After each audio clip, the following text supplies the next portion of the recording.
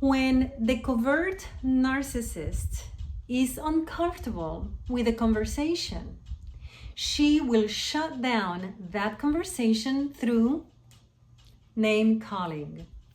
So, here's my anecdote. Growing up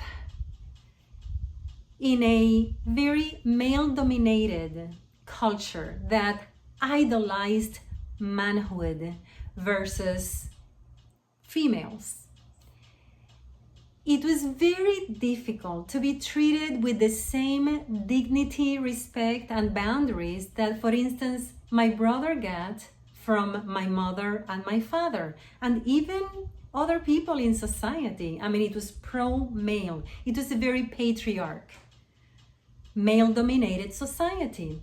Girls were viewed back then, at least in 1966, 1969, 70s, they were viewed as being a little bit of trouble because they get pregnant and sometimes they get left by their boyfriends, or sometimes they lost their last names because once they get married, typically they take on the last name of the spouse, of the husband.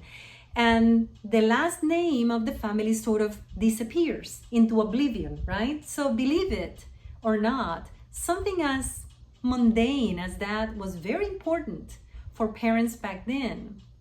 In addition, girls were viewed as being very expensive because when they're teenagers, they want makeup, they want nice cars, jewelry. They want things that boys at that age, boys like to play outdoors and they're happy. They're good to go. But when it comes to girls, they're expensive. So for a lot of reasons, it was a very male-oriented culture. And this was tough because my parents, who were a part of that culture, were gifted with not one or two, but 3 daughters. I am the youngest of them. And then they had a male, my brother, who's 7 years my junior. But for the girls, it was pretty tough. So I remember saying it to my mother, and she would always do the same thing. She would shut down the conversation by calling me jealous. You're just jealous of your brother. So anytime I wanted to address this with her, why are you treating me this way? But I see the way you treat my brother. Why are you so different with us?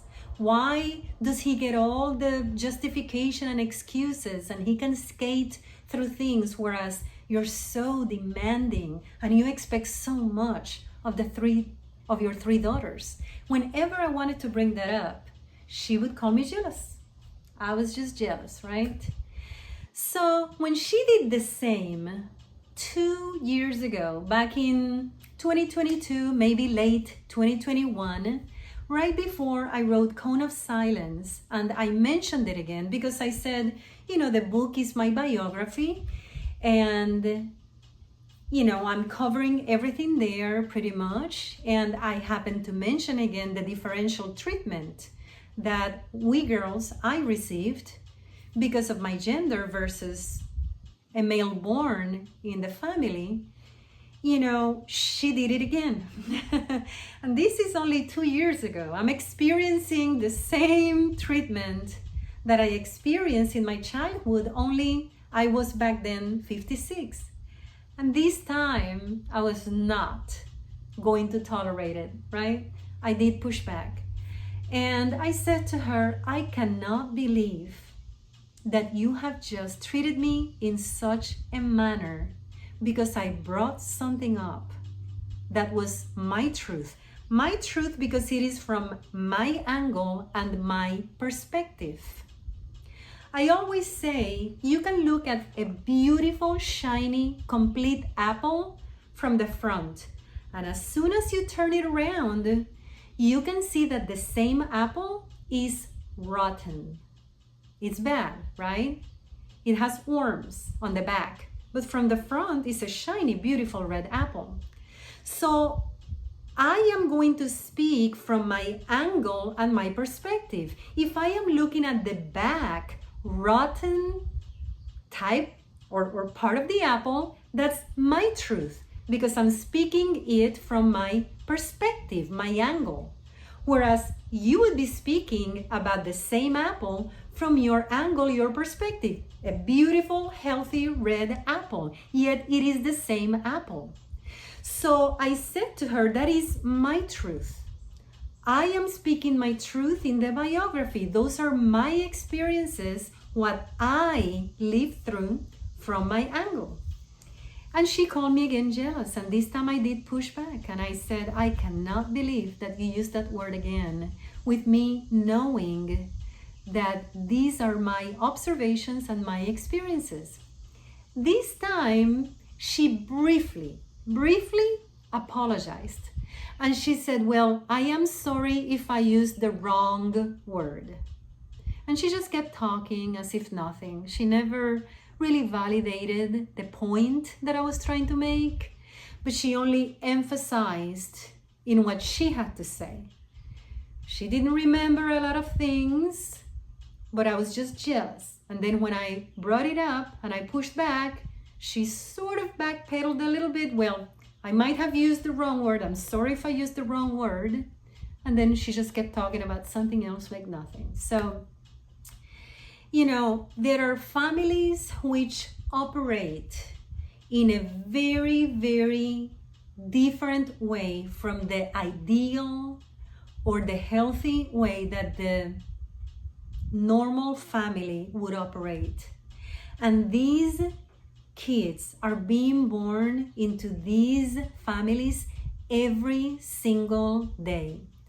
We have an amazing representation pro-life to defend the fetus and unborn life, and we give those fetuses life. We're trying to little by little make those changes.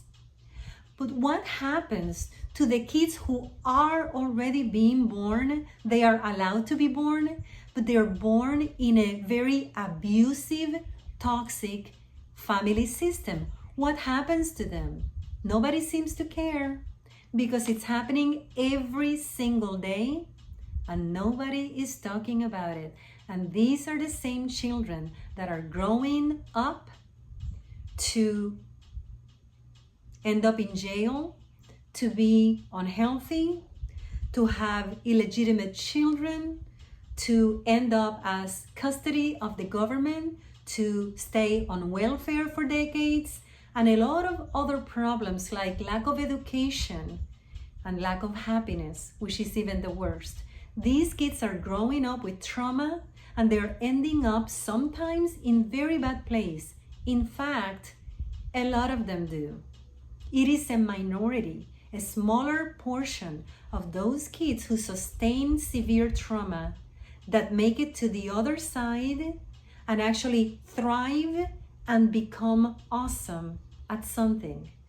That is really the exception amongst all of the traumatized children that are growing up in our society. And I just think that we need to have more healthy families.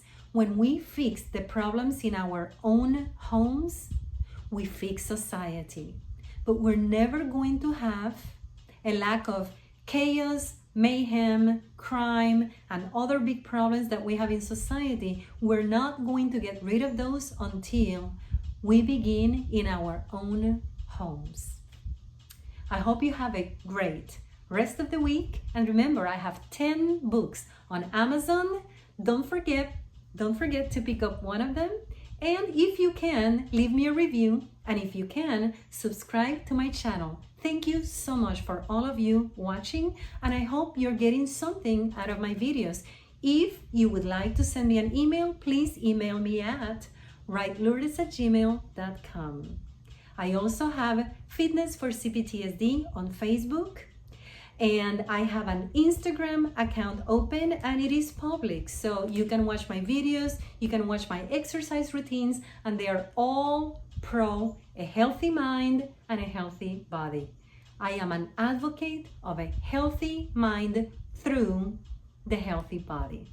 So I hope you watch them. I hope you buy my books. I hope you can